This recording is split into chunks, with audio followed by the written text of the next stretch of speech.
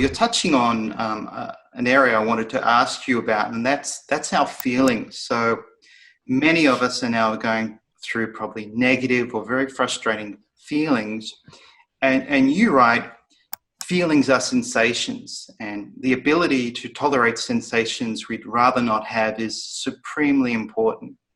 Without such tolerance, our lives remain needlessly vulnerable to our wild and fickle feelings, and our plans get needlessly derailed.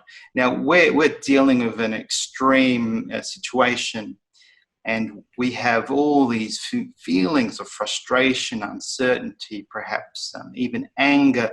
So do you want to touch on that, Greg, how we can cope with these feelings that you describe as sensations? And I think that's a good way to describe them as sensations, because I think sensation perhaps gives us the idea that it's something that can pass quickly, or we can handle them. But when we talk about feelings, they can come across as things we can't control.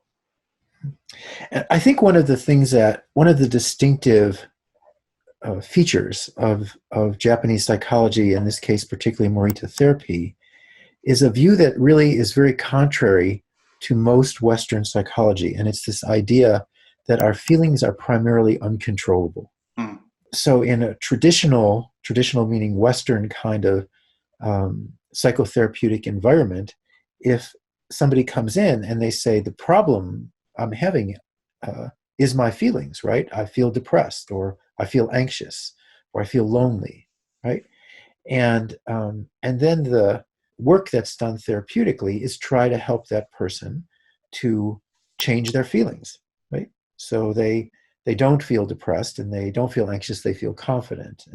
And so we start with what I consider to be just a more realistic perspective, that we really can't control our feelings, that we can't control feeling anxious. And most of us are finding that out right now, is that if you become aware that you're feeling anxious, it's not like you can just hit a button and turn it off, right? And so there's lots of methods in Western psychology that attempt to try to, in one way or another, get you to the end point, which is to not be feeling anxious.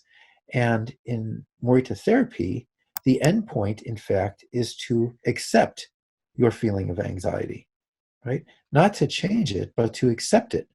Now, that may sound like it's not as optimum an endpoint as just getting rid of it altogether. But I'm going to suggest to you that it's a much more realistic endpoint, which is to accept that you're feeling anxious, because you really can't control it. And once you accept it, what you open up is the possibility that you can live your life coexisting with your unpleasant feeling.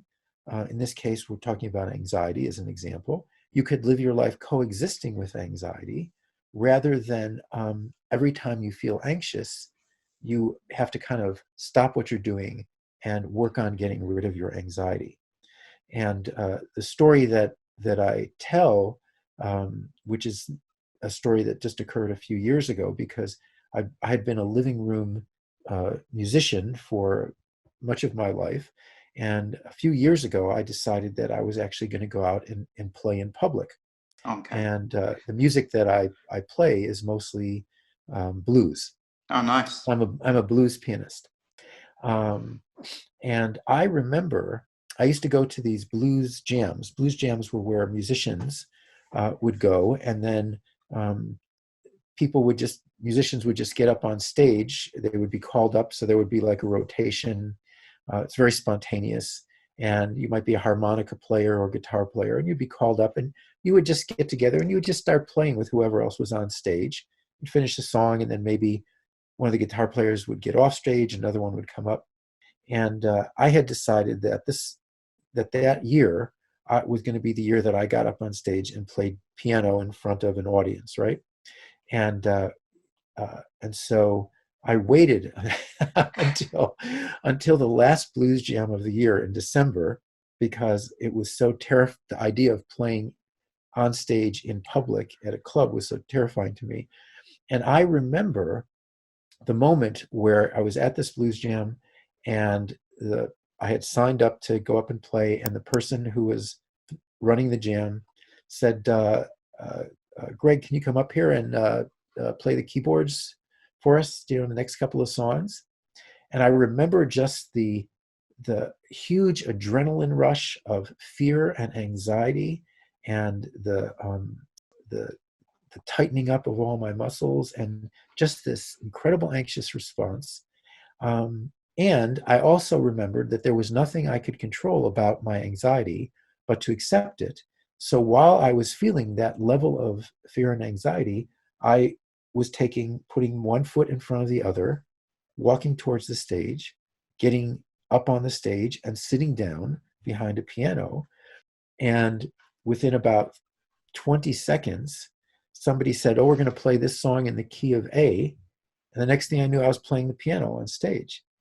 But I had no confidence. I had an overwhelming sense of anxiety, but I was able to coexist with anxiety and do the thing that was important for me to do. And that's really what we teach people in this kind of psychology, is to be able to coexist with depression, with fear, with anxiety, with shyness, with loneliness, whatever challenging feeling that you're facing, and continue to live your life based on what's important for you to do, so that you don't basically give up your life when you're faced with a difficult or an uncomfortable feeling.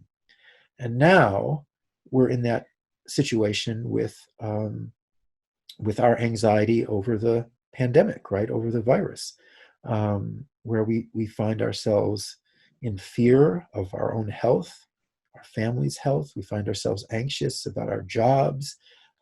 There's all kind of circumstances stimulating fear and anxiety. And so it's a wonderful time to practice this, right? To learn how to coexist with that, but then look at what's important for us to do. Again, it comes back to this issue of what can we control? We can't control our feelings. So what do? We accept them. But we can control how we conduct ourselves. So what do? We go shopping for food. We put some of the food into a food bank box at the door for people who can't afford food. We Skype with our mother or our sister or something to see how they're doing. We do our work, even though we're constantly feeling distracted. We wash the dishes, we clean the house.